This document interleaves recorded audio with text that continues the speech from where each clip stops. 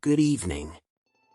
Today, we will traverse the silence of the Australian dawn, where the past still breathes in abandoned houses, creatures watch from deep within the forests, and spirits wander in dark tunnels, waiting for someone brave enough to hear their cries. Get ready, because you are about to experience three of Australia's most terrifying urban legends. Put on your headphones, turn off the lights, and enter with me this land where fear never sleeps. Legend 1: The Ghost of the Monte Cristo Homestead. In the interior of New South Wales stands a mansion that many call Australia's most haunted house, the Monte Cristo Homestead. Built in 1885, its Victorian facade appears imposing and beautiful at first glance, but behind every window lies a shadow, and behind every door, a secret. This is where Christopher William Crawley and his wife, Elizabeth Crawley, lived. Christopher was a respected farmer, owner of extensive land, who built his fortune growing wheat in the region.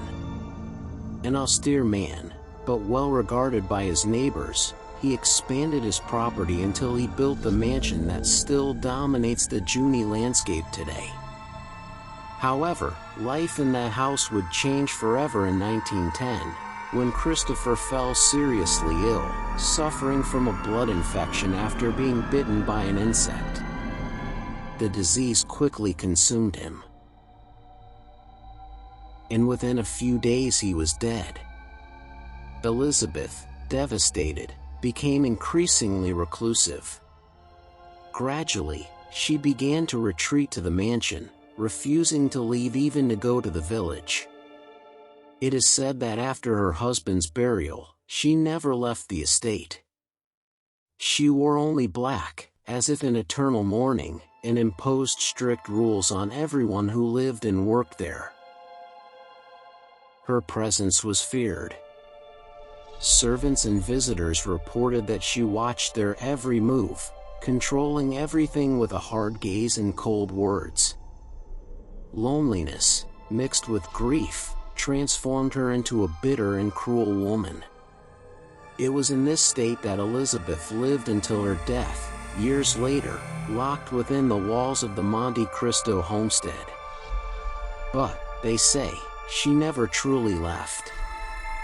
Legend has it that Mrs. Crawley still prowls the halls, relentless, controlling, punishing anyone who dares disturb her home. Visitors report feeling a suffocating weight as soon as they cross the threshold. Some swear they hear feminine whispers coming from empty rooms. Others describe a shadowy figure in a black dress watching them from the upstairs windows. But Elizabeth isn't the only spirit trapped there. There are stories of a servant who burned to death in the stables. His flaming figure is still seen wandering on windy nights.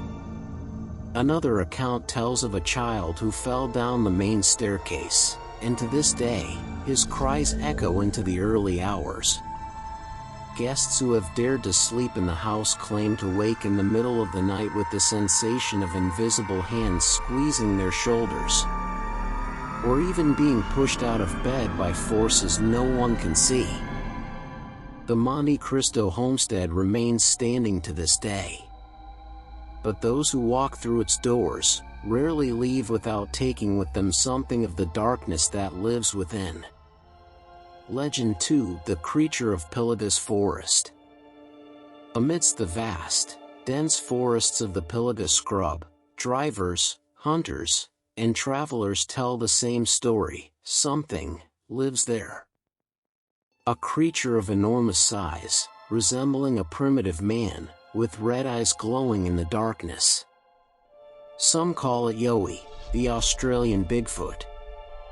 Drivers traveling along the road that cuts through the forest report seeing enormous shadows running between the trees, accompanied by high-pitched cries, almost animal-like, but with a hint of human. Once, a truck driver stopped to rest. In the middle of the night, he heard loud knocks on the truck's bodywork. When he went out to check, he found huge footprints in the wet earth. There was no one there. Only the echo of heavy breathing coming from the dense forest. Residents in the area believe the creature is territorial and follows those who dare to cross its territory. Some speak of attacks, with people dragged into the forest. Others say that, as they try to escape, they feel something running alongside them, fast, invisible, leaving behind only the sound of footsteps and breaking branches. The most disturbing thing is that many describe not just one creature, but several. As if there were an entire community of beings hidden deep within the Pilliga scrub. Whether legend or reality, no one who travels those roads at night can shake the feeling of being watched. Legend 3: The Haunted Tunnels of Picton. In Picton, New South Wales, lies a network of abandoned railway tunnels built in the 19th century. Dark, damp, and silent, they have become the setting for one of Australia's scariest urban legends. It is said that a young woman died inside one of the tunnels.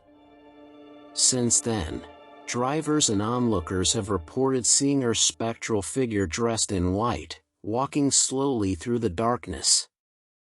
A young woman named Emily Ballard, only 19 years old, was known in the small community for being a delicate young woman with long brown hair and very pale skin, always dressed in light-colored clothing.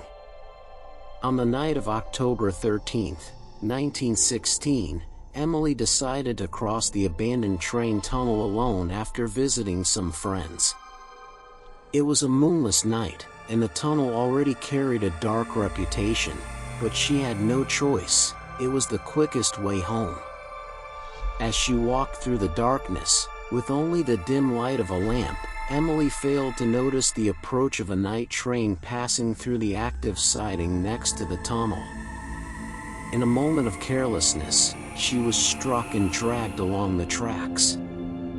Her body was found the next morning, brutally mutilated.